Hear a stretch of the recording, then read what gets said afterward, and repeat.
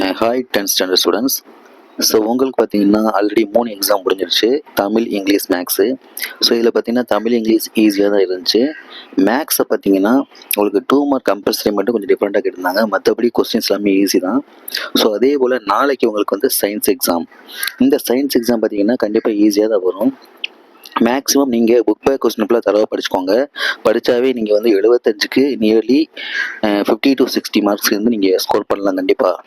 இதில் வந்து 2 மார்க்கு 4 மார்க்கில் வந்து இந்த சொல்யூஷன் சம் கேட்பாங்க. அந்த சம் மட்டும் தான் உங்களுக்கு வந்து டிஃப்ரெண்ட்டாக இருக்கும். அதுக்கும் உங்களுக்கு ஃபார்முலா தெரிஞ்சால் போதும். ஃபார்முலா யூஸ் பண்ணி செய்கிற மாதிரி தான் உங்களுக்கு வந்து சம் கேட்பாங்க. அதனால் நோ ப்ராப்ளம். ஸோ சயின்ஸை பற்றி யாருமே நீங்கள் வந்து பயப்பட தேவையில்லை. ஈஸியாக நீங்கள் மார்க் வாங்கலாம்.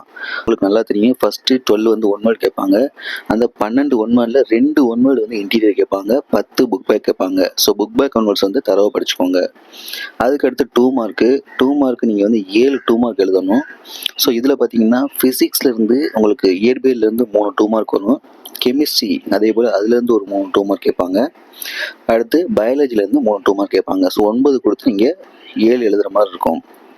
அப்போ நீங்கள் ஃபிசிக்ஸு கெமிஸ்ட்ரி நீங்கள் தரவாக படிச்சிருந்தீங்க அப்படின்னாவே கண்டிப்பாக 6 2 மார்க்கு நீங்கள் அட்டன் பண்ணிடலாம். அதே போல் தான் 4 மார்க்லேயும் 9. இதுலேயும் அதே பேட்டர்ன் தான். 3 கொஸ்டின் ஃபிசிக்ஸ்லேருந்து வரும், 3 கொஸ்டின் கெமிஸ்ட்ரியிலேருந்து வரும், அண்ட் தென் 3 கொஸ்டின் பயாலஜிலேருந்து வரும். இதுலேயும் பார்த்தீங்கன்னா நீங்கள் ஃபிசிக்ஸ் கெமிஸ்ட்ரி தரவாக படிச்சிருந்தீங்கன்னா 6 4 மார்க்கு நீங்கள் ஷுவராக அட்டன் பண்ணிடலாம். அதுக்கடுத்து பார்த்தீங்கன்னா 7 மார்க்கு உங்களுக்கு 3 7 மார்க் எழுதணும்.